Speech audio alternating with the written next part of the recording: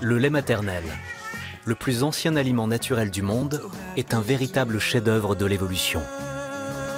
Malgré toutes les avancées scientifiques, aucun produit synthétique n'est à ce jour en mesure de le remplacer. Un élixir indétrônable, dont les bienfaits vont même jusqu'à séduire de plus en plus d'adultes. Partout dans le monde, des chercheurs tentent de percer le mystère du lait humain. Le lait maternel est un merveilleux nectar qui bénéficie aujourd'hui d'un regain d'intérêt dans le milieu de la recherche. Pour les nouveau-nés prématurés, le lait humain peut s'avérer vital. En néonatologie, on l'utilise comme médicament. Lorsqu'une mère n'est pas en mesure d'allaiter son enfant, le lait d'une autre femme est la meilleure option. Depuis que je lui donne du lait maternel, elle digère beaucoup mieux. Elle a un bon transit maintenant. Le lait maternel est un marché très convoité. Nous recevons des demandes sans aucun lien avec l'alimentation infantile. Ce cocktail hautement protéiné favorise notamment le renforcement musculaire chez les adultes, si bien que certains bodybuilders l'ont déjà adopté. Mais qu'est-ce qui fait la force de ce breuvage d'exception? Et quel potentiel insoupçonné renferme-t-il encore? Le lait maternel contient une grande variété de molécules et nous ignorons sûrement l'existence et la fonction de bon nombre d'entre elles. Nous traitons les cellules tumorales malignes. Ce complexe très puissant a permis de tuer de telles cellules en 3 heures. Nous nous efforçons d'avancer le plus vite possible pour le bénéfice des patients.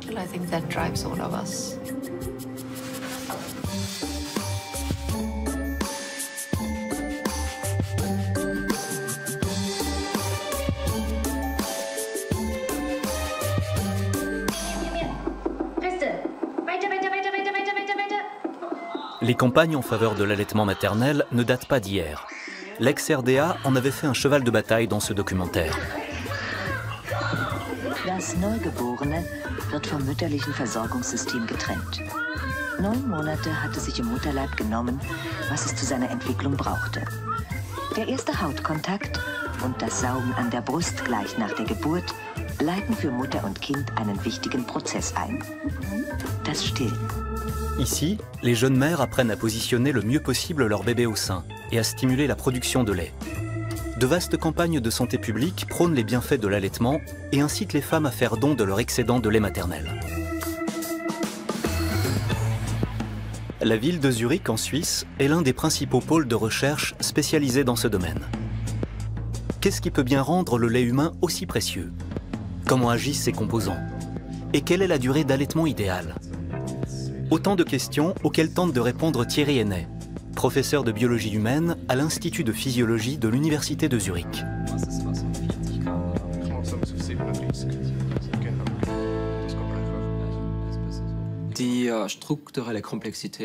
Le lait maternel est si complexe qu'à ce jour, ses composants n'ont pas encore été tous identifiés. Il n'en reste sûrement qu'un très petit nombre, mais qui assurent probablement une fonction essentielle. Les effets positifs de l'allaitement connus à ce jour sont multiples. Les bébés nés à terme et les nouveau-nés prématurés nourris au sein souffrent moins souvent de problèmes gastro-intestinaux. Le taux d'infection est moins élevé et le lait maternel favorise aussi leur développement intellectuel. Ils sont aussi moins sujets à l'asthme et autres troubles respiratoires. Dans ce laboratoire, on sépare les différents constituants du lait maternel pour mieux comprendre à quoi tient leur efficacité spécifique. La recherche actuelle s'intéresse aussi aux interactions entre les centaines, voire les milliers de composants déjà identifiés. Ici, on analyse certaines molécules glucidiques du lait maternel, qui jouent un rôle clé dans la composition bactérienne de l'intestin du nouveau-né.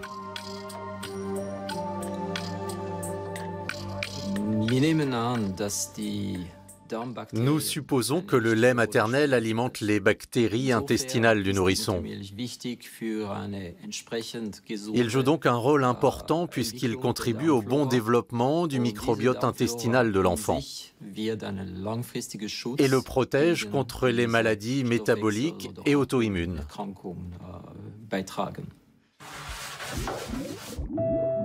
Durant toute la grossesse, le fœtus baigne dans le liquide amniotique, un milieu entièrement stérile. Mais l'enfant qui vient au monde par voie basse entre en contact avec une multitude de bactéries dans le canal pelvien de sa mère.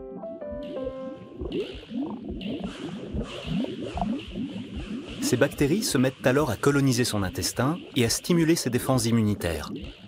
De quoi permettre à son organisme d'apprendre à combattre des virus et des bactéries pathogènes. Le lait maternel est donc la deuxième voie que les bactéries empruntent pour atteindre le système digestif du nouveau-né. Environ 30% des micro-organismes bénéfiques pour sa santé proviennent de ce nectar naturel.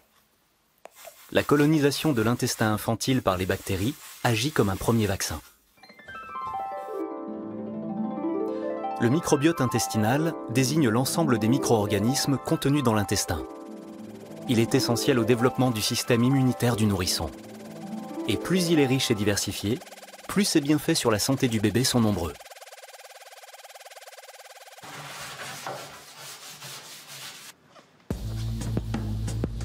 L'intestin d'un nouveau-né est un organe extrêmement fragile.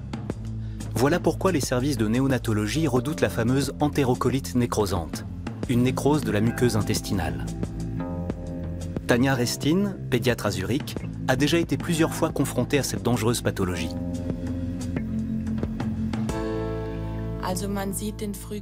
La plupart des prématurés atteints de cette maladie présentent des résidus gastriques parfois verdâtres, ce qui indique qu'ils ne parviennent plus à digérer correctement le lait. Leur ventre se dilate et peut être le siège d'une inflammation. Les nourrissons se tordent tellement de douleur qu'ils ne supportent même pas qu'on les touche. Nous avons ici à gauche l'examen radiographique d'un prématuré qui présente une répartition normale des gaz intestinaux.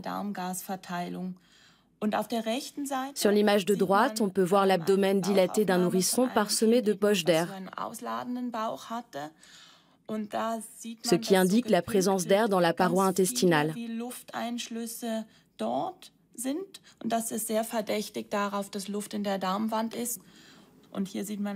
Ici, nous avons un cas très grave. On voit que l'ensemble de l'intestin est blanc alors qu'il devrait être rose, signe d'une bonne irrigation. Une grande partie de l'intestin de ce nourrisson est nécrosée et il est malheureusement impossible de procéder à l'ablation d'un segment d'une telle longueur. On ne peut malheureusement plus rien faire pour l'enfant.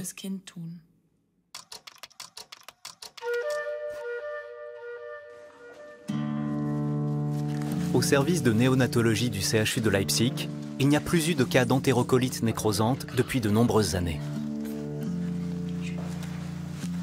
Un succès probablement dû au lait maternel collecté au lactarium interne, dont les nouveau-nés prématurés bénéficient lorsque leur mère ne peut les allaiter. Ce précieux élixir a sauvé la vie de la petite Lucie in extremis.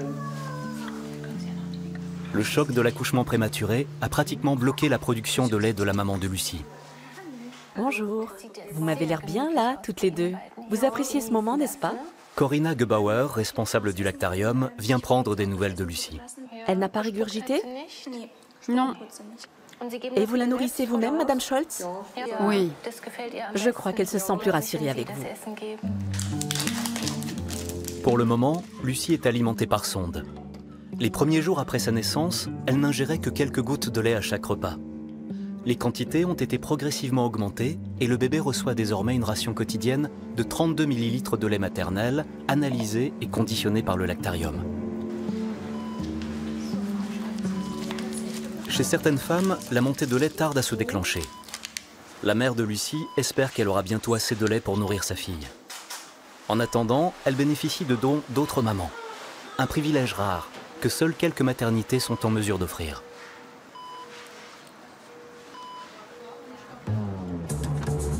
Deux fois par semaine, un collecteur, envoyé par le CHU, sillonne Leipzig et ses environs pour récupérer le lait maternel directement au domicile des donneuses.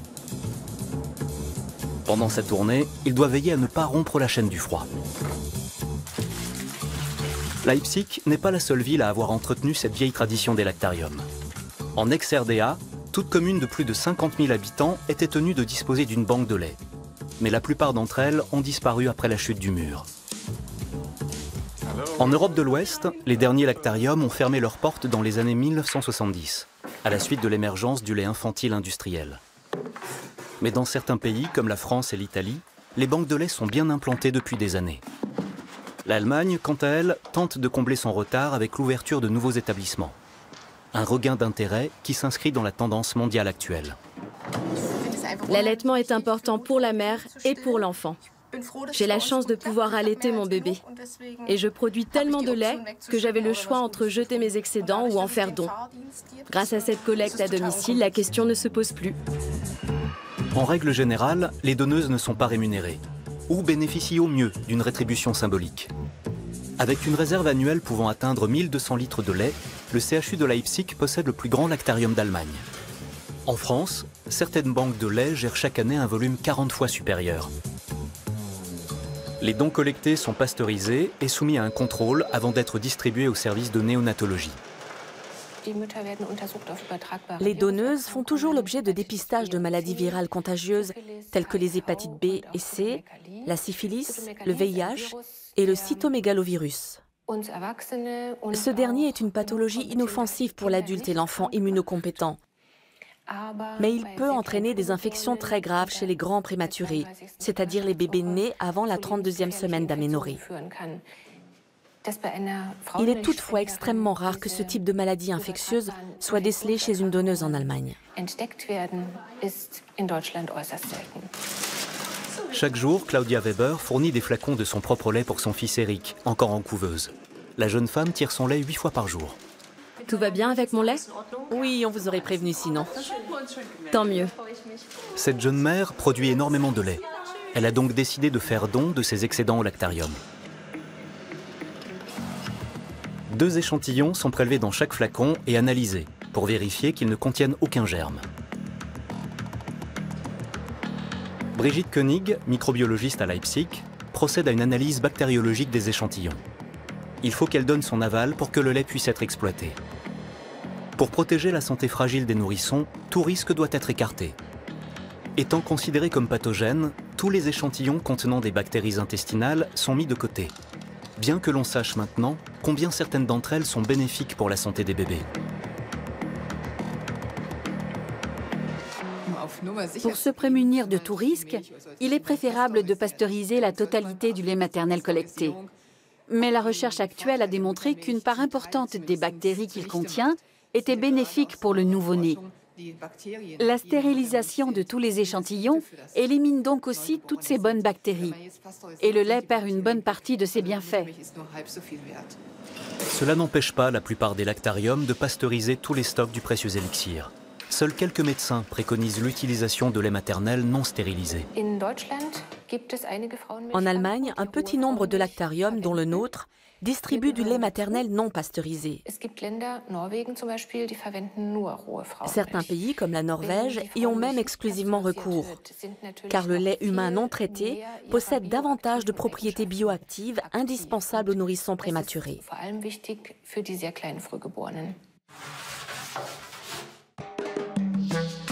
La production de lait maternel se déroule en 3 étapes. Juste après la naissance du bébé, le corps de la mère se met à fabriquer le fameux colostrum, un liquide jaunâtre riche en nutriments. Produit en petite quantité, il permet de nourrir le nouveau-né pendant 4 ou 5 jours et de poser les premières pierres de son système immunitaire.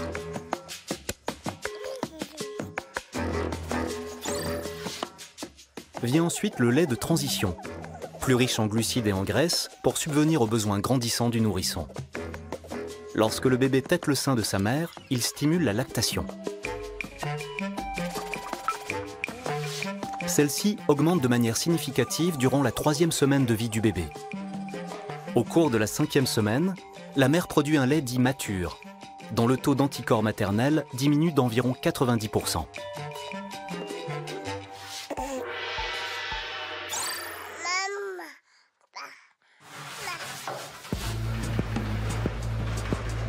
Les nourrissons nés prématurément ont besoin d'un apport nutritionnel particulièrement important. L'énergie fournie par le lait naturel ne leur suffit pas. Pour combler ce déficit, le lait issu de la mère du prématuré ou d'une donneuse doit donc être enrichi en protéines, en glucides, en graisses et bien souvent en électrolytes.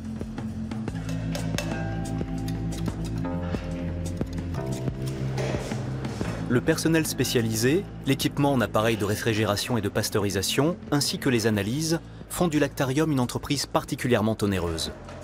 Autant de contraintes qui entravent l'ouverture de nouvelles banques de lait.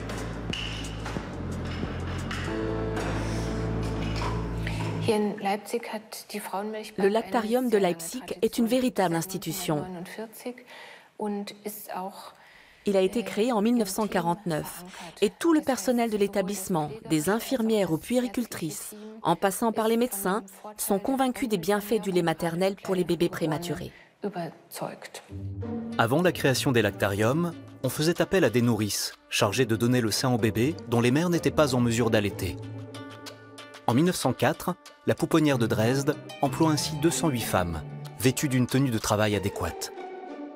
Les familles les plus aisées saluent les services d'une nourrice attitrée, qui contribue à leur confort bourgeois et fait figure de marqueur social. La plupart de ces femmes sont des mères célibataires issues de milieux défavorisés et contraintes d'allaiter pour échapper à la misère. Elles ont pris pour habitude de donner le sein aux nourrissons dans les parcs ou les guinguettes.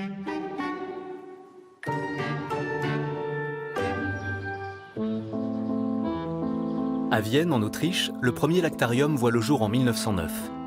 Un concept innovant qui s'étendra par la suite aux 4 coins du monde. Claudia Graf-Rohrmeister est responsable du lactarium de la capitale autrichienne. Cette néonatologue est convaincue de la nécessité des banques de lait. Ce lactarium a connu un véritable boom au début des années 1920 et a atteint son pic d'activité entre les années 1940 et 1950. Aussi incroyable que cela puisse paraître, on traitait ici jusqu'à 19 000 litres de lait maternel par an.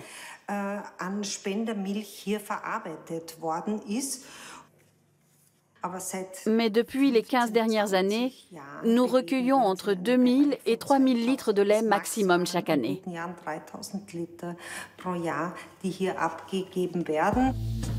En Autriche aussi, les dons de lait maternel sont loin de couvrir la demande. Et pourtant, le plus vieux lactarium du monde reste à ce jour la seule et unique banque de lait autrichienne. L'établissement reçoit même des commandes de pays frontaliers, comme la République tchèque et la Slovaquie.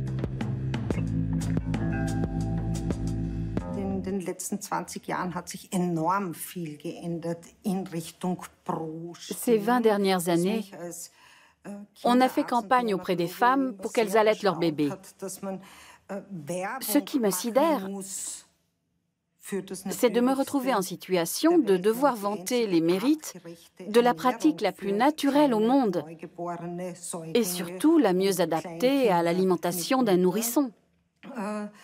L'industrie alimentaire a poussé le vice jusqu'à promouvoir un produit synthétique au détriment du lait maternel. Les femmes d'aujourd'hui doivent réapprendre à donner le sein.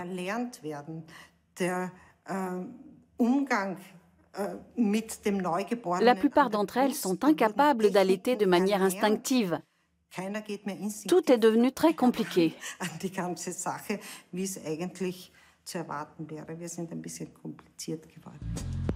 Contrairement à la plupart des banques de lait traditionnelles, le lactarium viennois vend également du lait maternel aux particuliers. Je suis diabétique de type 1. Quand ma fille aînée est venue au monde, j'ai essayé de l'allaiter, mais c'était impossible en raison de mes crises d'hypoglycémie. J'ai appris par la suite l'existence des dons de lait maternel. Pour mon mari et moi, c'était une chance inouïe, car on tenait tous les deux à ce que nos enfants puissent en bénéficier pendant au moins les 6 premiers mois de vie.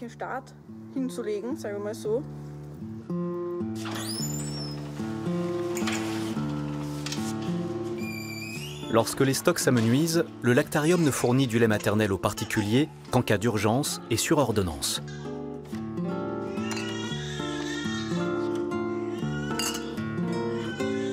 Jusqu'à maintenant, cette jeune mère a été chanceuse. Voilà pour vous. Merci beaucoup. Attendez, votre facture. Le bébé commence à avoir faim. Rien d'étonnant. Mère et enfant effectuent un voyage de 4 heures aller-retour 2 fois par semaine pour venir récupérer des flacons de lait maternel. Un effort assumé par cette jeune femme, prête à tout pour éviter de nourrir son enfant avec du lait synthétique.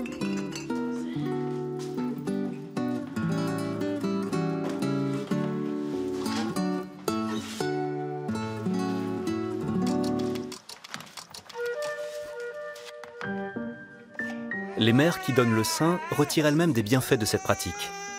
Plusieurs études ont montré que chez la femme, l'allaitement diminuait le risque de cancer du sein et de l'ovaire et l'immunisait contre l'obésité et le diabète.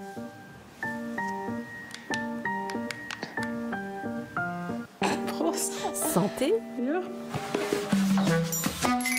Le lait maternel évolue au cours de la journée. Il contient des substances stimulantes le matin, mais apaisantes et somnifères le soir. De quoi habituer le nourrisson au cycle naturel jour-nuit.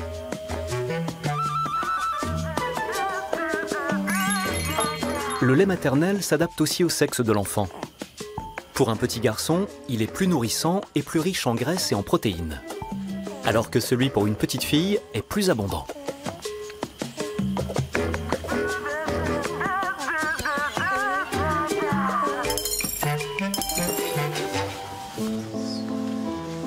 La plupart des nouveau-nés prématurés n'ont pas la force de téter le sein. Leurs mères doivent donc tirer leur lait plusieurs fois par jour pour les alimenter et stimuler la lactation. Bien que les jeunes mamans bénéficient ici de conseils en matière d'allaitement, il en coûte à bon nombre d'entre elles de tirer leur lait, surtout lorsqu'elles doivent se débrouiller seules à la maison.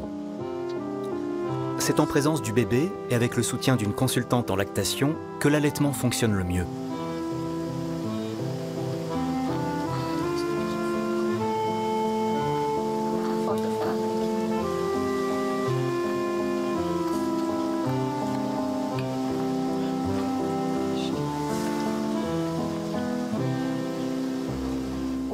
Je n'aime pas tirer mon lait sans avoir mon bébé à mes côtés.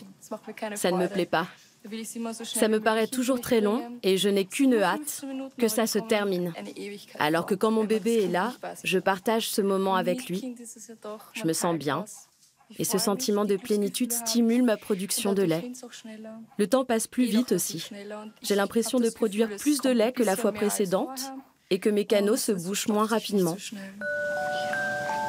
Les dispositions mentales de la mère jouent aussi un rôle essentiel.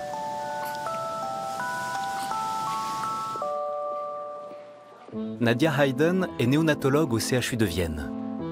Elle est bien placée pour savoir que les mères de bébés prématurés ont toujours besoin d'être soutenues.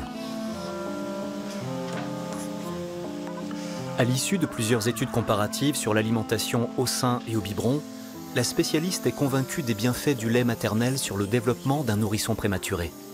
Voilà pourquoi médecins et consultantes en lactation ne veulent pas en perdre une seule goutte.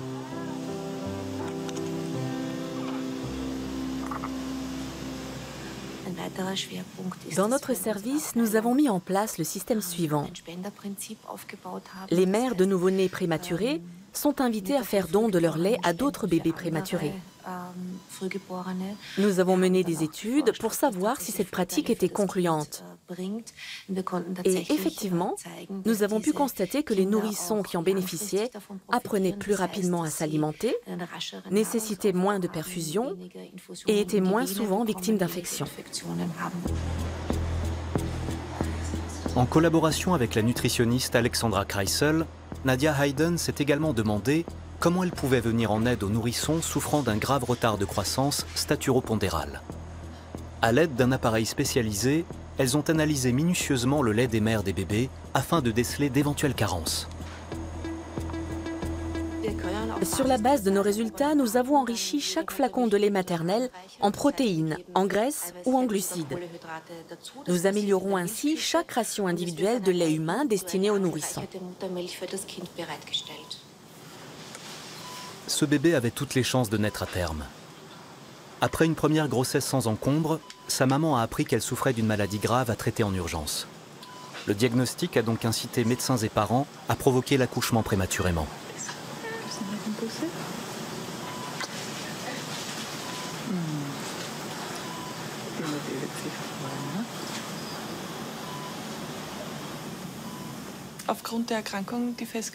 À cause de ma maladie, on m'a prescrit un traitement médicamenteux incompatible avec l'allaitement.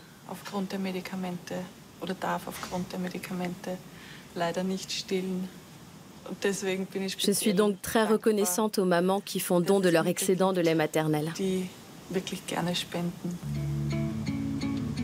Mais cette générosité est malheureusement loin de couvrir la demande grandissante.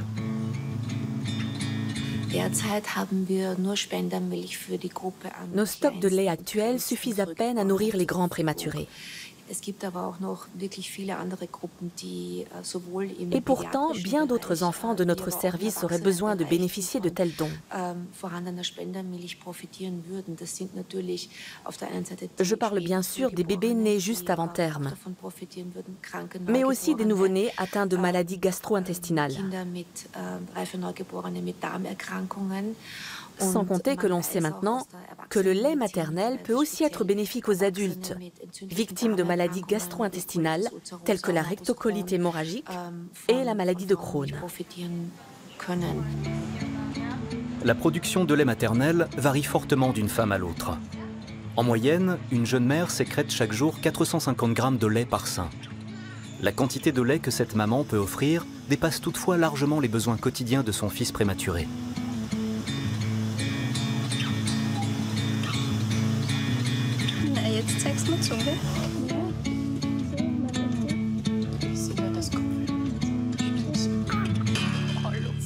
Combien de millilitres boit-il par jour? 39 millilitres par repas. Ok, soit environ 320 millilitres par jour. Oui, c'est ça. Et le reste? Il reste donc au moins... 700 millilitres. Au moins, oui. C'est super. Ça signifie que vous pouvez nourrir 2 autres enfants. Waouh, tu entends ça? Une seule maman peut nourrir 3 enfants. Nous sommes ravis de faire don de ce lait. La nourriture, ça se partage. Et le partage, ça s'apprend.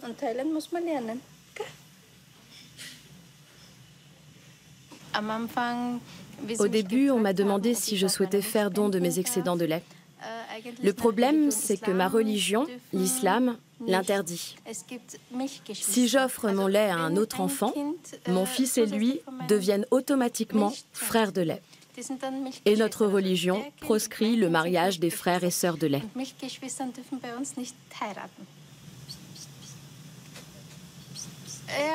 J'en ai quand même parlé à mon mari qui trouvait dommage de gâcher tout ce lait. Après 2 ou 3 jours de réflexion, on a décidé qu'il valait mieux en faire don à d'autres enfants. La notion de frères et sœurs de lait existe dans plusieurs autres religions, comme le judaïsme, mais aussi chez les Coptes égyptiens.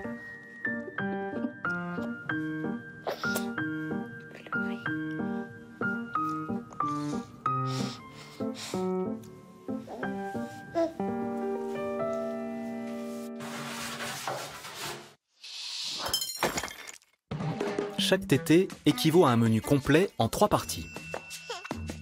En début de tétée, le lait maternel très aqueux désaltère le bébé. En guise de plat principal, le lait s'enrichit progressivement en graisse. En fin de tétée, le dessert, extrêmement concentré en lipides, entraîne la satiété du nourrisson. Mais ce n'est pas tout. La zone climatique dans laquelle le bébé grandit conditionne la composition du lait. Dans les pays chauds, une mère produit ainsi davantage de lait désaltérant.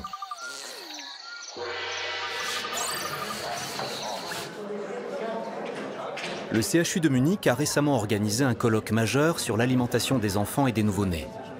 Lars Bode, nutritionniste de renommée internationale, a fait le déplacement depuis San Diego.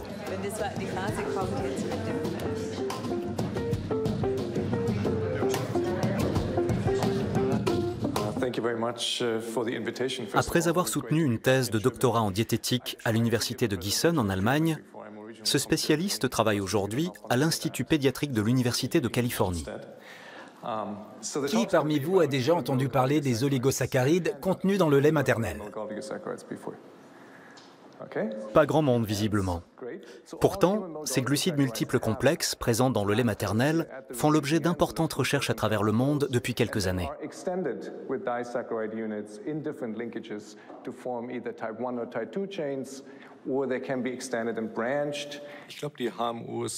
De nombreux chercheurs s'intéressent actuellement aux oligosaccharides. Ce sont les troisièmes composants les plus importants du lait humain après les lipides et le lactose. Leur concentration est plus élevée que celle de toutes les protéines du lait maternel. D'où l'intérêt du corps médical qui tente de comprendre quel rôle joue cet important composant pour l'enfant, mais aussi peut-être pour la mère.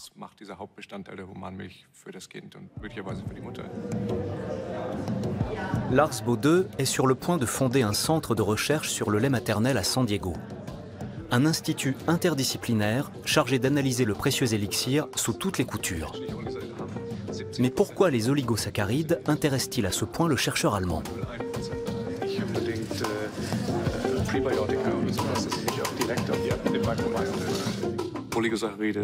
Les oligosaccharides sont des glucides complexes. Oligo signifie plusieurs, c'est-à-dire que plusieurs types de glucides coexistent dans une même molécule. Nous cherchons à savoir comment une mère produit ces oligosaccharides et quels avantages ils présentent pour l'enfant allaité et éventuellement aussi pour la mère elle-même. Chaque mère possède son propre portfolio en matière de production de molécules glucidiques. Et il est intéressant de voir quelle influence cela peut avoir sur l'enfant, mais aussi à quoi est réellement due cette variabilité dans la production. Des chercheurs de l'Université de médecine de Graz, en Autriche, étudient les éventuels effets de ces composés multifonctionnels sur le fœtus. Les oligosaccharides sont notamment présents dans le sang d'une femme enceinte, ainsi que dans le cordon ombilical de l'enfant.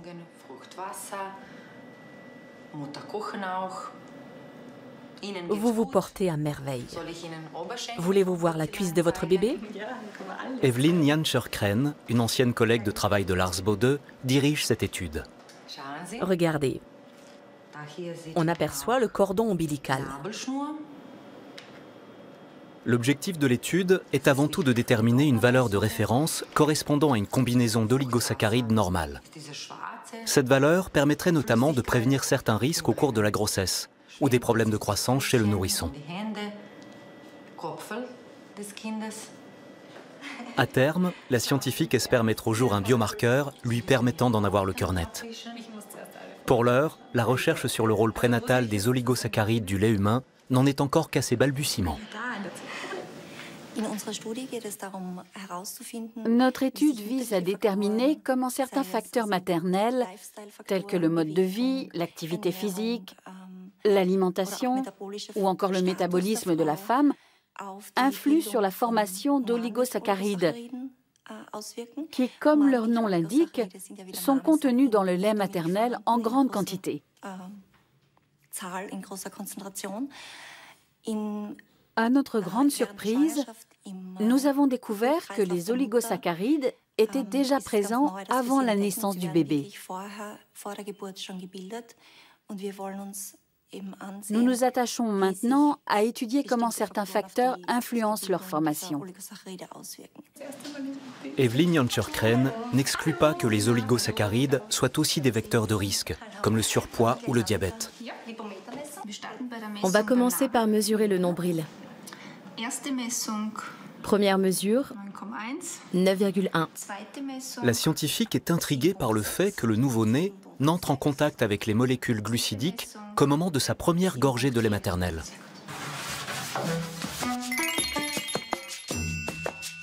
Le fœtus se familiarise d'abord avec le monde des arômes par le biais du liquide amniotique dans le ventre de sa mère.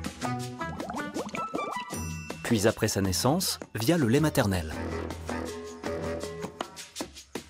Tous deux sont le reflet de l'alimentation de la mère. Plus celle-ci est variée, plus la palette de goût du lait maternel sera riche. L'odeur aussi joue un rôle essentiel. Tous les aliments qu'une mère ingère ont une influence sur les préférences gustatives de son enfant. Le goût de certaines particularités culinaires régionales pourrait ainsi être transmis par cette voie. Ces expériences sensorielles sont en revanche très limitées pour les bébés uniquement nourris au biberon, les laits maternisés ayant toujours le même goût et la même odeur. À l'Université technique de Graz, le lait maternel est aussi au cœur de nombreuses études. Des chercheurs en biotechnologie tentent de synthétiser en laboratoire des oligosaccharides contenus dans le lait humain. Leurs nombreuses qualités pourraient en effet être exploitées dans la fabrication d'alicaments, de traitements thérapeutiques et surtout d'additifs pour le lait synthétique.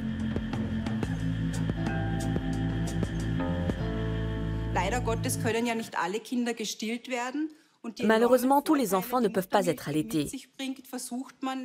Comme le lait maternel présente des avantages énormes pour les nourrissons, il serait fantastique de pouvoir ajouter des oligosaccharides de lait humain dans les préparations pour bébés. Bernd Niedetzky dirige le groupe de travail. De nombreux ouvrages spécialisés et brevets, mais aussi l'industrie alimentaire, montrent que ces composants sont de plus en plus convoités. Notre groupe de travail s'intéresse depuis longtemps aux oligosaccharides. Ce sont des molécules de sucre que nous reproduisons à l'aide d'enzymes. La synthèse d'oligosaccharides en laboratoire est complexe et coûteuse, mais la forte demande laisse présager un marché lucratif à long terme. L'industrie alimentaire souhaite fabriquer des additifs alimentaires en reproduisant à l'identique certains des oligosaccharides du lait maternel, ou du moins leurs principaux composants. Seulement voilà, l'extraction de ces substances en quantités industrielles directement à partir du lait maternel s'avère impossible.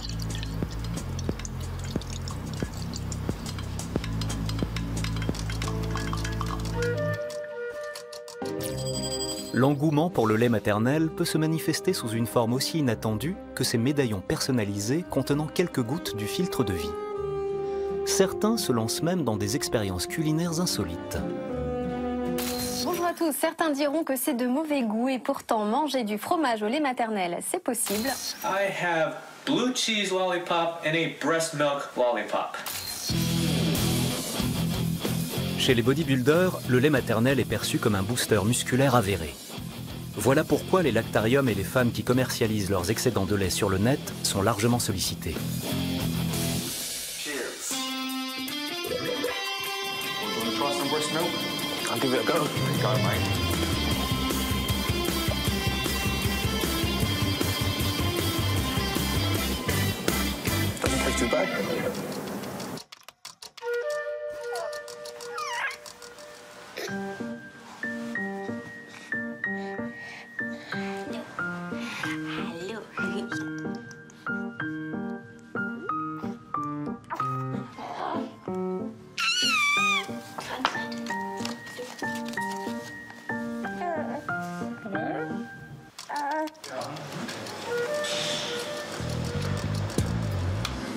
Ceux qui n'ont pas la possibilité d'accéder au lait maternel vérifié peuvent toujours se rabattre sur une variante non contrôlée proposée sur diverses plateformes en ligne.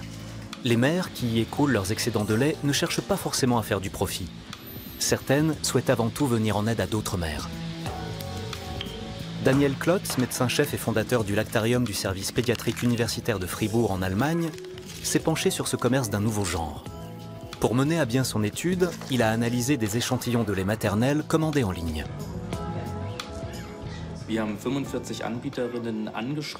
Nous avons contacté 45 mères qui vendaient du lait maternel en ligne et nous avons reçu plusieurs échantillons de lait de la part de 12 d'entre elles.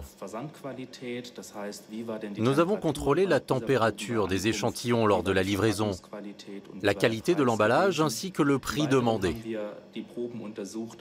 Nous avons ensuite analysé la quantité et la nature des bactéries contenues dans chacun des échantillons ainsi que leur teneur en nutriments.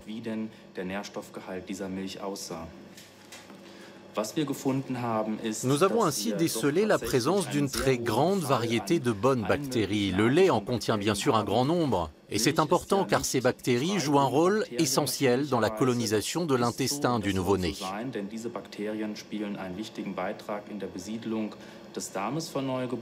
Mais nous avons aussi trouvé des bactéries, notamment intestinales, qui n'avaient rien à y faire.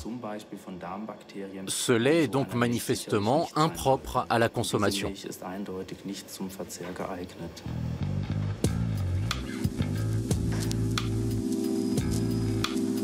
Aux États-Unis, le commerce en ligne de lait maternel est d'ores et déjà un bon filon, qui a pris des proportions bien plus importantes qu'en Europe.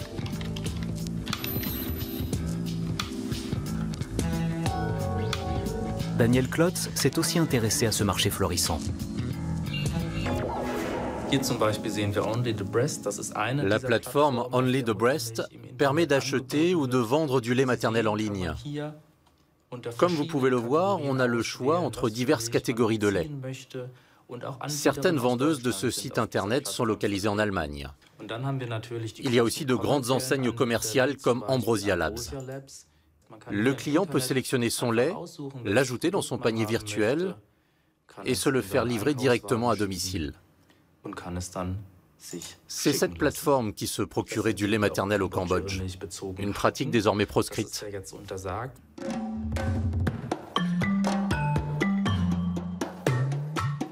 La décision des autorités cambodgiennes de mettre un terme à ce commerce a fait les gros titres de la presse internationale.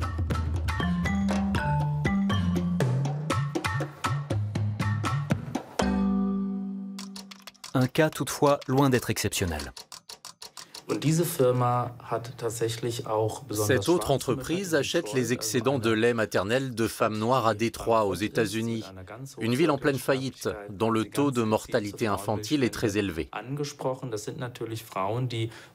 Ces mères sont issues d'une classe socio-économique défavorisée. Je soupçonne donc cette société de les exploiter. Depuis que ces pratiques commerciales ont été révélées, l'association Black Mother Breastfeeding a lancé une vaste campagne sur les réseaux sociaux pour rappeler que dans le passé, des femmes esclaves noires avaient été exploitées comme nourrices pour allaiter les enfants des propriétaires de plantations. Cette condamnation publique a rapidement incité l'entreprise à cesser ce type de pratique.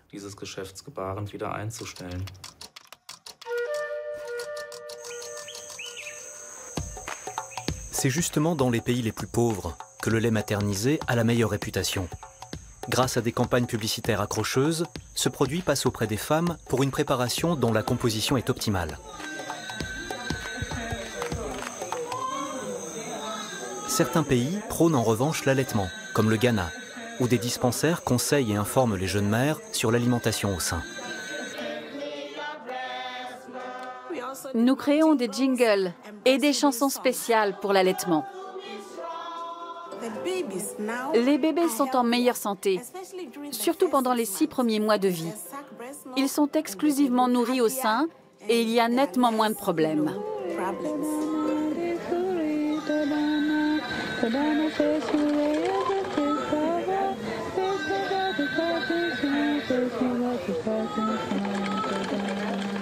Dans de nombreux pays du monde, on cherche à convaincre les femmes de l'importance vitale du lait maternel. En particulier au Pakistan, dont le taux de mortalité infantile est le plus élevé au monde.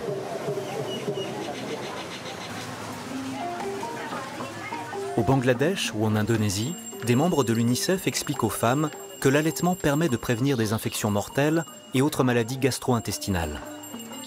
Des actions similaires avaient été menées autrefois en Europe. En Inde, l'allaitement se raconte façon Bollywood. Mais de nombreux tabous restent encore bien ancrés.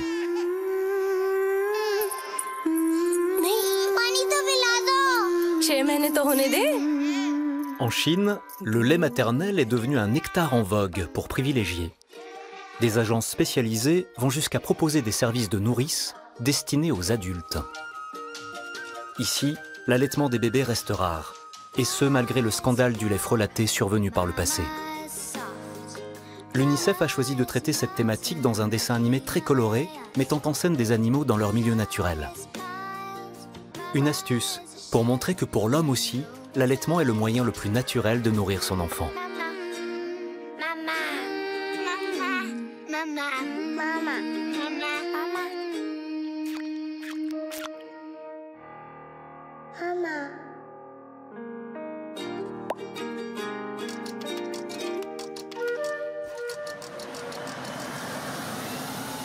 Lund, dans le sud de la Suède, compte un tiers d'étudiants dans sa population.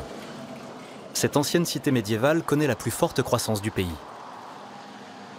C'est ici qu'il y a environ 20 ans, une équipe de chercheurs avait fait une découverte sur le lait maternel, qui pourrait bien révolutionner le traitement de maladies cancéreuses. Leur découverte, une protéine du lait maternel manifestement capable d'éliminer des cellules cancéreuses sans pour autant endommager d'autres tissus sains. Des études cliniques vont maintenant être menées pour déterminer si cette substance baptisée Hamlet sera aussi prometteuse que lors des premiers essais menés en laboratoire. Katharina Svanborg, qui dirige l'équipe de recherche, s'était déjà intéressée aux oligosaccharides contenus dans le lait maternel avant de tomber un jour sur la protéine Hamlet. Ce fut un moment inoubliable. Il était déjà tard, je crois qu'il faisait nuit dehors. Anders Håkansson, un étudiant en master, était au laboratoire, a essayé de tuer des bactéries avec une fraction de lait. Anders est venu me trouver dans mon bureau pour me dire qu'il se passait quelque chose de bizarre avec les cellules. On a regardé ensemble au microscope et on a constaté que les cellules avaient vraiment changé.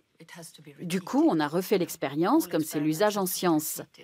Les résultats du lendemain ont confirmé que les cellules étaient bien en train de mourir. Plusieurs autres expériences réalisées sur des modèles animaux et les premiers tests menés sur des humains ont montré par la suite que la protéine Hamlet agissait de manière efficace contre une quarantaine de tumeurs, telles que le cancer du sein, du foie, la leucémie et les tumeurs au cerveau, mais aussi le cancer de la peau et de la vessie. Lors de divers essais cliniques, des patients cancéreux auxquels on avait injecté la fameuse substance ont excrété les cellules tumorales via leurs urines en quelques jours. Hamlet fait partie de ces découvertes fortuites qui relèvent de la sérendipité. La science fait comme si la logique était sa valeur suprême. Nous formulons des hypothèses que nous vérifions avec des méthodes techniques. C'est une approche très rationnelle des sciences. Mais en réalité, je crois que dans leur fort intérieur, tous les chercheurs rêvent de se retrouver confrontés à une expérience dont les résultats sont complètement inattendus. Et dans ce cas de figure, on ne peut pas passer outre et faire comme si de rien n'était. Il faut adapter ses recherches pour tenter de trouver une explication au caractère fortuit des résultats.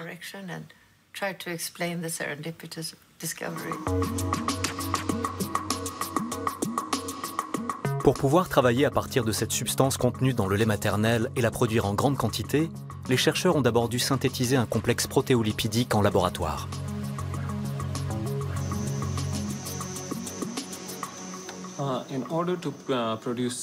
Pour créer Hamlet en laboratoire, nous purifions l'alpha-lactalbumine, qui est la protéine la plus enrichie dans le lait maternel humain. Nous la mélangeons ensuite avec un acide gras, l'acide oléique, qui est l'acide le plus enrichi dans le lait maternel humain.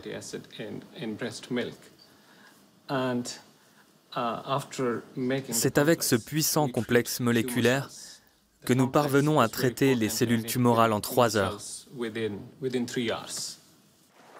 L'équipe, composée principalement de jeunes chercheurs venus du monde entier, se retrouve régulièrement pour discuter de l'avancée des travaux.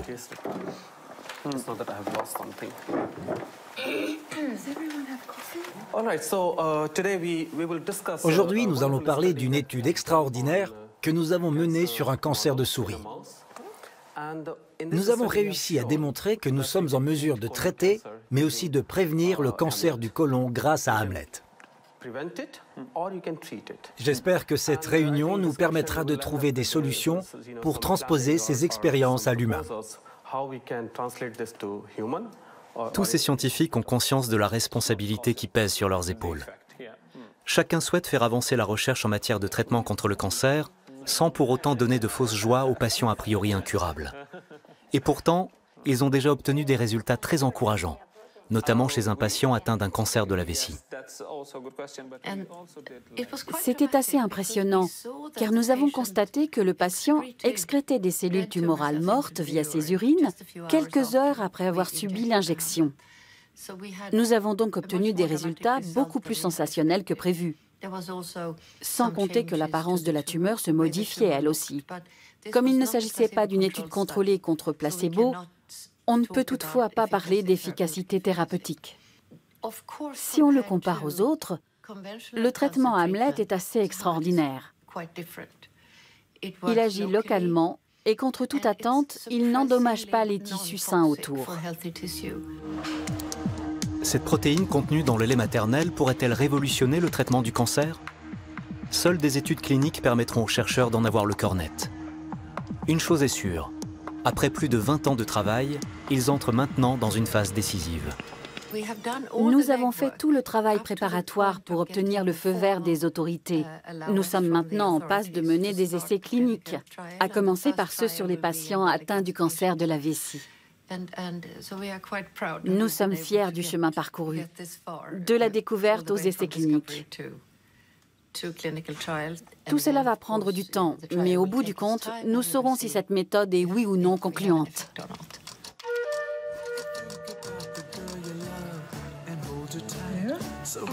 Les récentes découvertes sur les vertus thérapeutiques du lait maternel ont éveillé l'intérêt de nombreux chercheurs à travers le monde. Mais toutes les perspectives qu'offre cet irremplaçable passeport pour la santé, même pour les adultes, restent encore à explorer.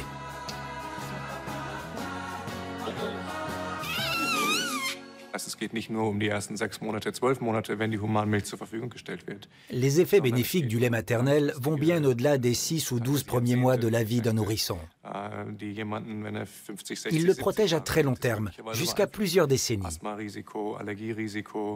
Les risques de développer de l'asthme, des allergies, une obésité ou un diabète se jouent dès les 6 premiers mois de son existence.